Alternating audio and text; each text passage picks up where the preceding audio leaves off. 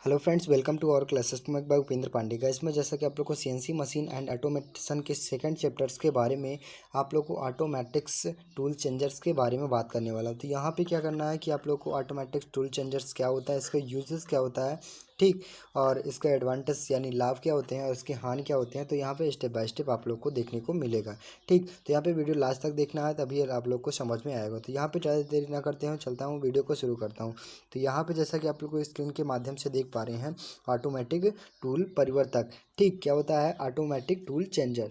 अब इसका प्रयोग क्या कहाँ किया जाता है, तो यहाँ इसका प्रयोग क्या किया जाता है, इसमें सीएनसी मशीन में प्रयोग किया जाता है। ठीक, जैसा कि आप लोग को सीएनसी मशीन में विभिन्न प्रकार की संख्याएं की जाती है, ठीक, तो उनको विभिन्न प्रकार की संख्याएं की जाती हैं, उनको सही ढंग से करने के लिए और कम से कम समय में कार्य करने के लिए हम ऑटोमेटिक टूल परिवर्तक का प्रयोग करते हैं। ठीक, तो यहाँ पे जैसे गैस आप लोग स्क्रीन पे देख पा रहे हैं, यहाँ पे सीएनसी मशीन का डिज़ाइन इस प्रकार का किया जाता है कि एक ही सेटिंग में कई संपन्न संक्रियाएं की जा सकें। मीन्स यहाँ पे जैसा कि आप लोग को बताया गया, सीएनसी मशीन में विभिन्न प्रकार की संक्रियाएं की जाती हैं, यानी कार्य किया जाता है। ठीक, तो उसमें क्या होता है कि जो विभिन्न प्रकार के टूल होते हैं, मीन्स यहाँ पे एक प्रकार का टूल हो गया तो उसमें काफ़ी समय लगेगा, और उसमें उसी में से ऐसे सेटिंग कर दिया जाए कि इस प्रकार के डिज़ाइन कर दिया जाए कि जहाँ पे टूल एक से अधिक टूल्स का प्रयोग किया जा सके। ठीक, और ऑटोमेटिकली वो चेंज कर किया जा सके एक स्टेप बाय स्टेप टूल को। ठीक, तो वहाँ पे ऑटोमेटिक टूल परिवर्तक के अंतर्गत आता है।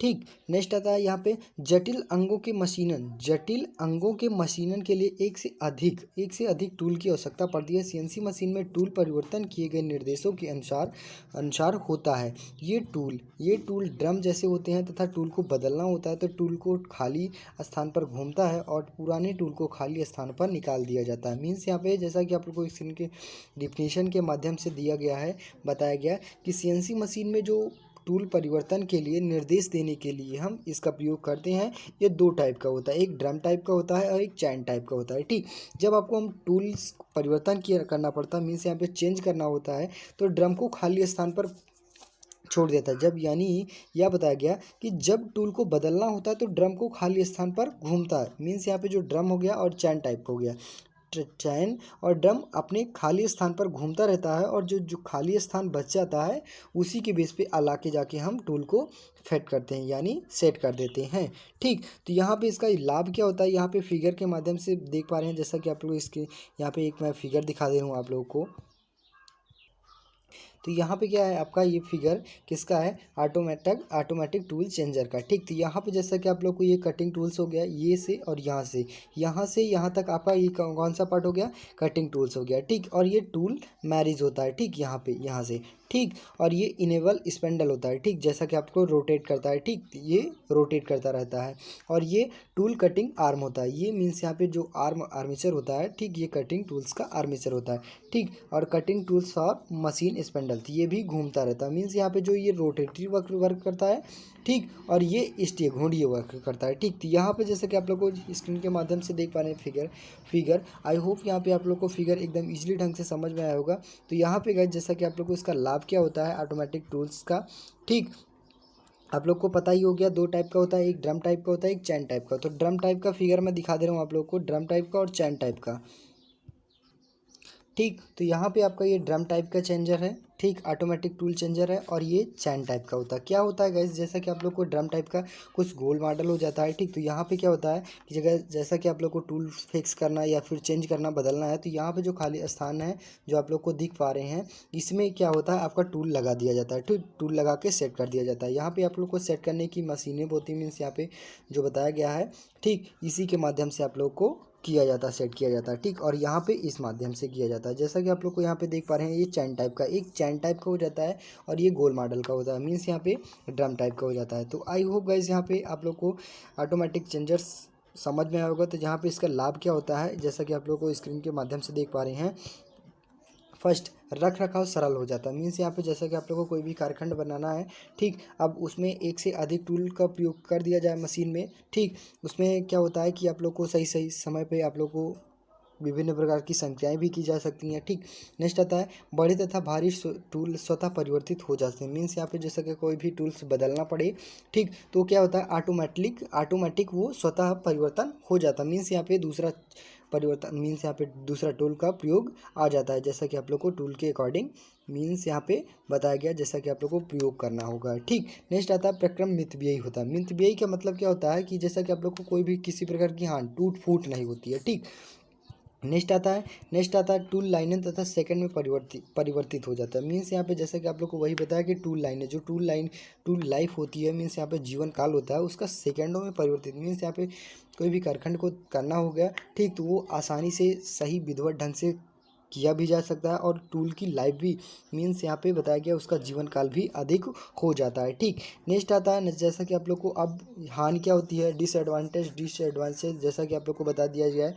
ठीक, कि अगर इसमें से कोई भी टूल परिवर्तन मीन्स यहाँ पे कोई भी टूल टूट गया तो उसमें क्या होता है कि जैसा कि आप लोग को स्टेप बाय स्टेप बदलने में प्रॉब्लम हो सकती है। ठीक, तो इसके हानि यही हो सकते हैं बस। और ऑटोमेटिक टूल्स के लाभ आप लोग को समझ में आया होगा, फिगर भी विधिवत सही ढंग से समझ रहे होगा। तो यहाँ पे नेक्स्ट आता है जैसा कि आप लोग को कटिंग टूल्स का सेटिंग अप के आधार का वर्गीकरण। तो यहाँ पे कटिंग टूल्स को किस बेस पे यहाँ पे सेटिंग किया जाता है सीएनसी मशीन में, उसका वर्गीकरण मीन्स यहाँ पे कितने भागों में सेटिंग किया जाता है सीएनसी मशीन में। तो यहाँ पे जैसा कि आप लोग को ये 3 पार्ट में किया जाता है, पूर्व संयोजित, योग्य और अर्ध, यानी प्रीसेट और क्वालिफाइड और सेमी क्वालिफाइड टूल्स। ठीक, यहाँ पे जैसा कि आप लोग को यहाँ पे क्या होता है सम संयोजित टूल्स क्या होती है, यहाँ पे जैसा कि आप लोग स्क्रीन के माध्यम से देख पा रहे हैं, किसी मशीन टूल में विशेष टूल होल्डर की सहायता से एडवांटेज में किसी अन्य स्थान पर ड्रिल को सेट करना पूर्व संयोजित कहलाता है। मीन्स ये जैसा कि आप लोग को बताया गया, जैसा कि कोई भी कारखंड आप लोग को कार्य करना है, ठीक, कोई कारखंड पे कार्य वर्क करना है, ठीक, तो वहाँ पे जो मशीन टूल्स का विशेष होल्डर की सहायता से एडवांस में किसी अन्य स्थान पर कि टूल को सब पहले ही फिक्स कर दिया जाए, यानी बांध दिया जाए।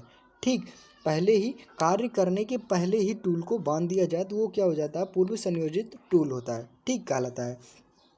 जैसा कि आप लोगों को कोई भी कारखंड पे वर्क करना है, ठीक, तो जैसा क्या कोई भी मशीन सीएनसी मशीन में ले लिया जाए, ठीक, सीएनसी मशीन पे आपको कार्य करना है तो वहाँ पे क्या हो जाएगा, जो कारखंड करने से पहले आप लोगों का टूल फिक्स कर दिया जाए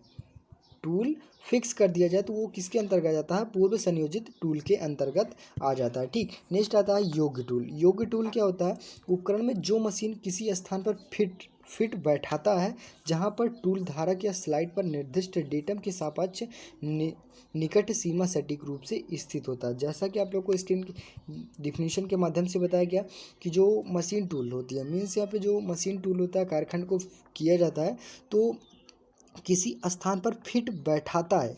जैसा कि अभी कारखंड को करना है, ठीक, कारखंड को किया जाएगा यहाँ पे तो वहाँ पे उसी के अकॉर्डिंग टूल को भी बैठाया जाए तो वो किसके अंतर्गत जाता है, योग्य टूल। और उसमें क्या होता है, जैसा कि अब इसके फर्स्ट वाले में क्या होता है कि कारखंड को करने से पहले ही हम टूल को फिक्स कर देते हैं, ठीक, और योग्य टूल में क्या हो जाता है कि मशीन जो कारखंड रखा जाए, ठीक, और उसी कारखंड रखने के बाद उसी के अकॉर्डिंग हम टूल को भी कारखंड के अकॉर्डिंग टूल को फिक्स करते हैं। और इसमें क्या होता है कि टूल पहले फिक्स कर दिया जाता है और कारखंड को टूल के अकॉर्डिंग फिक्स किया जाता है। ठीक, नेक्स्ट आता है अर्धयोग्य टूल क्या होता है, योग्य उपकरण जो टूल को शंकु पर कई समायोज्य बंटनों का उपयोग करके आयामों में संयोजित किया जा सकता है, उन्हें अर्धयोग्य उपकरण रूप में जाना जाता है। मीन्स योग्य टूल और अर्धयोग्य टूल एक ही प्रकार का होता है। जैसा कि आप लोग को डिफिनीशन के माध्यम से बताया जाए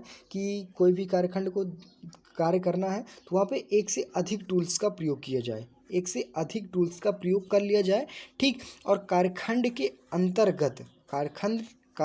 अंतर्गत टूल को भी फिक्स करें, ठीक, तो वहाँ पे क्या होता है, अर्धयोग्य टूल के अंतर्गत आ जाता है। ठीक, जैसा कि आप लोगों को भी सीएनसी में किसी भी मशीन में वर्क करना है, ठीक, कार्य करना है तो वहाँ पे पहले आप लोगों को कारखंड को फिक्स कर दिया जाए, ठीक, और एक से अधिक टूल्स का प्रयोग किया जाए और टूल्स किसके अकॉर्डिंग किया जाए, कारखंड के अंतर्गत सेट किया जाए। ठीक, ना कि आप लोग को टूल को पहले फिक्स कर देना है।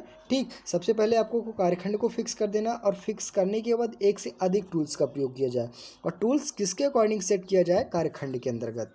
ठीक, तो वही आप लोग को गाइज यहीं पे आप लोग को समझाना था। ये अर्धयोग टूल और योग टूल और पूर्व संयोजित टूल आप लोग को कोई भी एग्जाम में आ जाता है कि टूल्स का वर्गीकरण किस बेस पे किया जाता है। तो आई होप आप लोग सही ढंग से लिख लेंगे और लिखने के बाद 2-2 लाइन लिख दीजिएगा।